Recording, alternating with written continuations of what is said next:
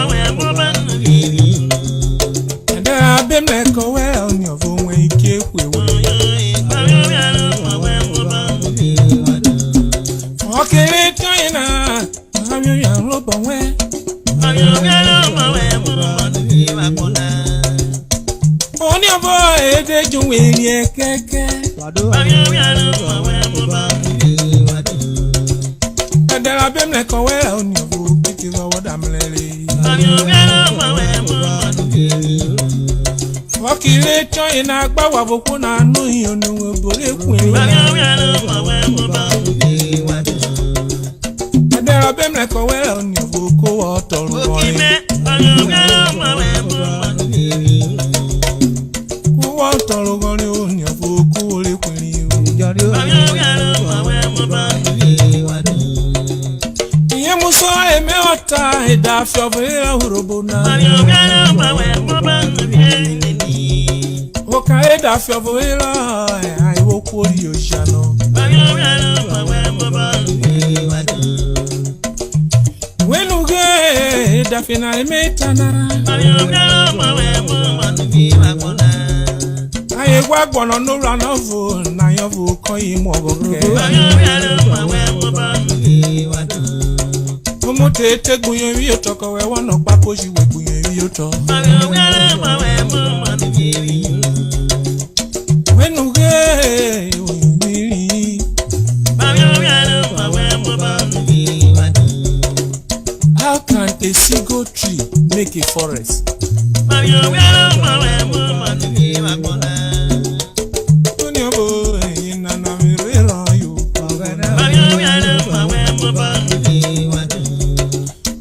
Okaleda fitoyin na wa sare mu owo kan iba.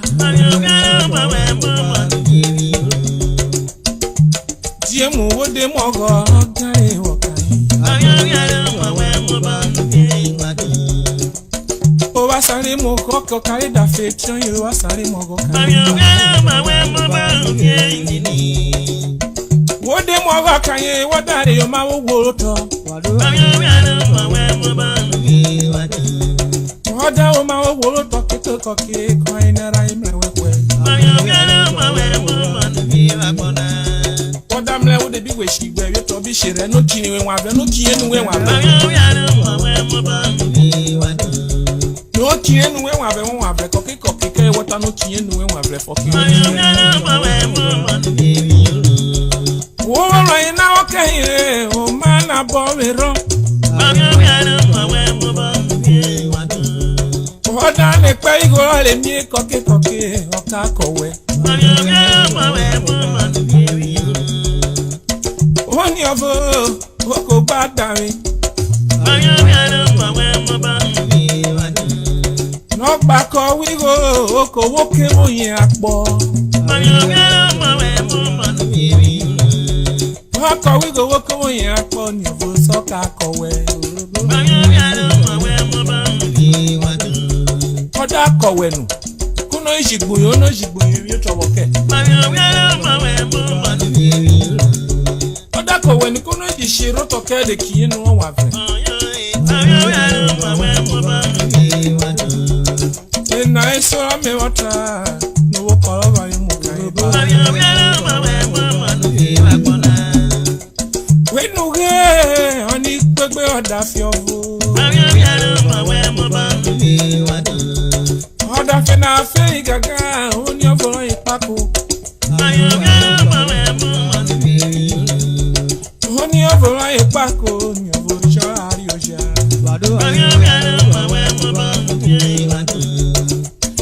Devo kote ni ofona kota egini woni oforo fere chona. Eke safo ona ke broni oforo ina. Agwo ni gomie. Oh brother fena kwe dia odawia.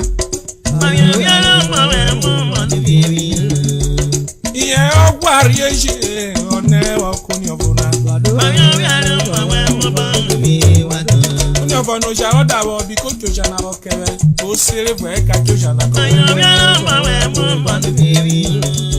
Eke bo ko apoje dawa tan ki bro to bo rewele.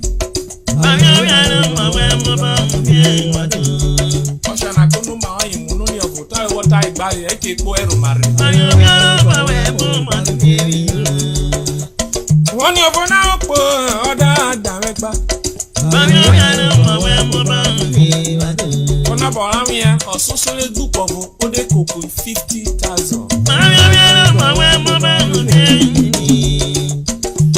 Wenuge ode bloni obonara. Wote ti o oni obo memerire. Hota wata kere de yo emi ruba o. Ko yori 50,000 na recover no ni ofo yin. Anu wo gbon 50 ba wo kan.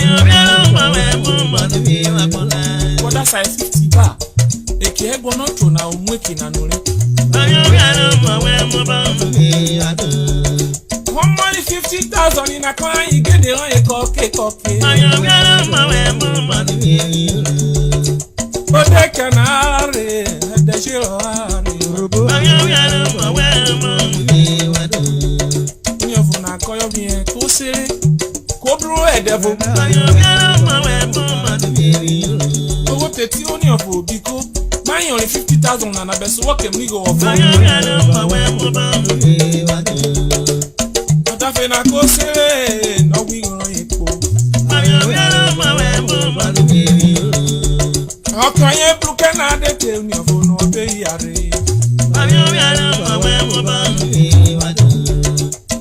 When no go, one hour ya jerry. Orona what your rakena or dying being a monarch if you go on. Okada, I sabi go na le yo. Owo tun mi na je brown yo fun ike afọ oko yin.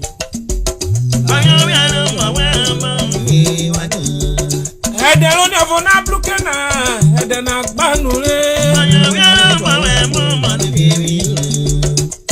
Wenu ge, owo to office yo yi.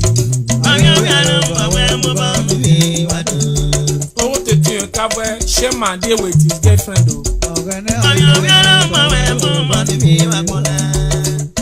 Money on a corner by shake 2 million.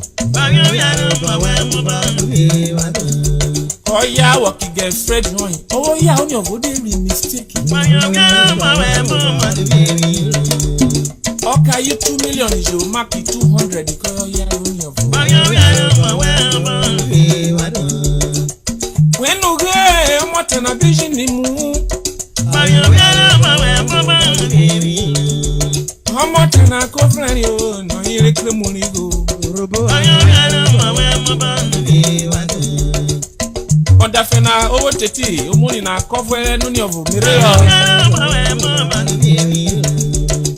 Potata ever wait and a mirror no nena. Go for money now. I know what you get for. Hey, wiki era. What did it? Monaco, money, money, you go ahead. It's more when you get, I'm what an hour tea banky. Okay, what cream will you go? Carry 200 decay. What an account? 2 million shake ya this one be carry you shake na okay korem level give me 200 ya shine ya one more time na koroma kwen when there the blood afe Jali what time 2 million what can ya ke what kiri what yi 200 Oda fenari woni sheki na kore mleno Odoira Oso mote na fwe Wawa Hebe na koro ma yi sheki na ko yi 2 million Ita oni oforo yi Omo ya no Oso ni oforo yi What I know we go. She watch the guy that you shake you 2 million. You don't buy 50,000 and they told me what's our point. Other fena momo, other junior for a rotafe. When you go what to you roll that's on your book. You roll that gun off for your gun on your phone according with you look on your phone, you roll the way you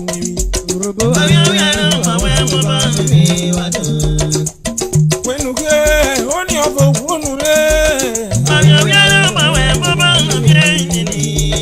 I work well on that feel, no occasion.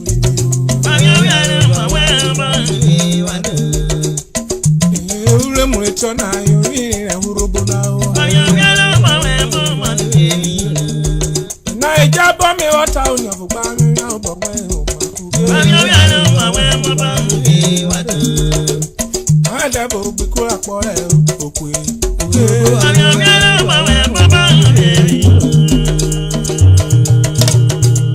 Ojo yen ba. E walking na yin mi agwa am na fuge Mr. Emmanuel Freeborn Omo Karo Anyewie Sharp man oni obo onye ko we oni obo na meta na noku yodia Evoli Spain oya ba Evoli noku oba ye onye oyibo Anyewie Mrs. Miriam Jesus Omo Karo Mushinye ni obo onye Anyewie Mr. Osenwa Omo Karo oba ye onye Anyewie Mrs. Mama One Omo Karo Ikona na nikunye akpore anye akpo aniyan abotu ni na ise oni anye oguru oke onwale anu wa ise ko biro lo posi we yan wa ni oke na oyin mi agwa Honorable Austin Atomle leader Ethiopia West Local Government Council inenu wo ya akpora ni ovu Mr. Philip Udwa Adolowa oni ovu yin ikowe oto ye ba re chalo rive ori Nigeria mo ta fe o gbere o koya wa yemi awa ori Nigeria mo ta fe iyo gbere koya wa yemi awa o gbe awa yemi awa ori na mo ta fe ori Nigeria mo ta fe iyo gbere wa yemi awa o gbe awa yemi awa ori na mo ta fe ori Nigeria mo ta fe iyo gbere to wa yemi awa ori Nigeria mo ta fe iyo gbere wa yemi awa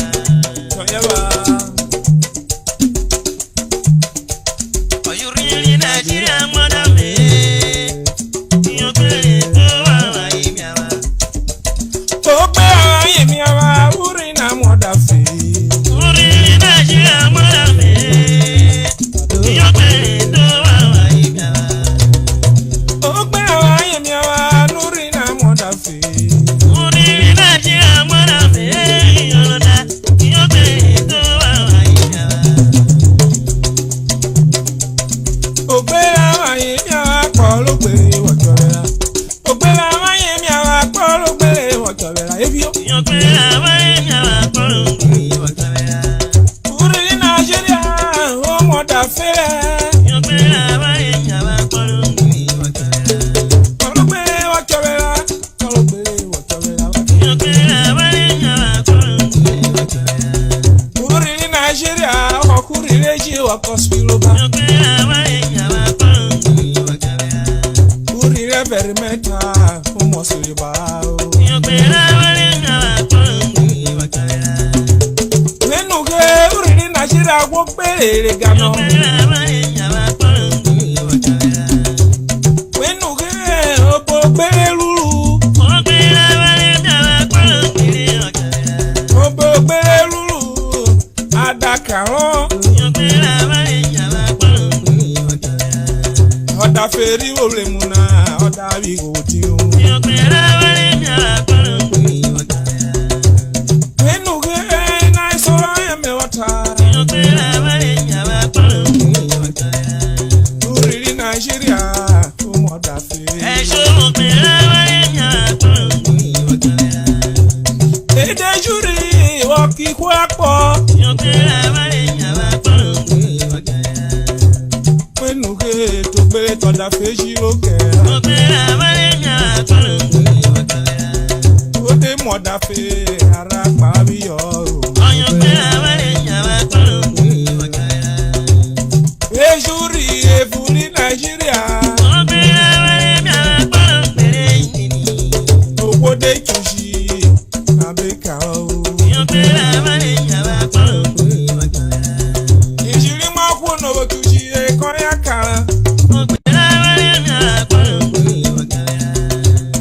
paro to ya beni ayin.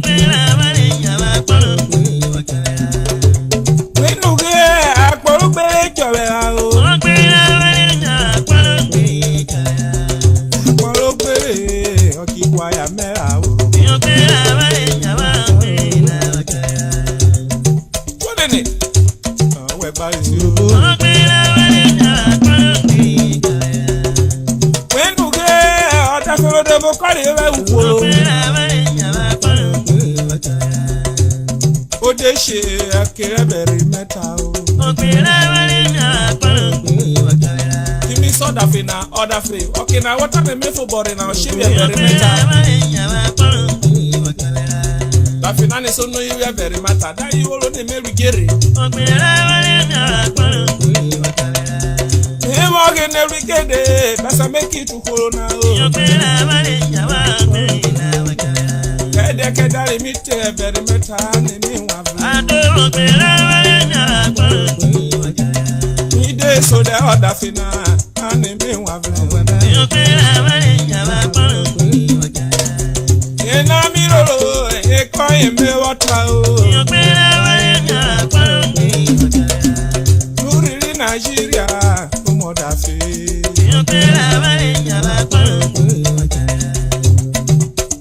Okay, sweet name. Ojo ye ba adeke koko wo kwaya. Oyin ko mi egwa Gabriel NUVIE. Geneloga aleki. Oyi we okay Mr. David Okwe volone. Oye bi ko woni obu.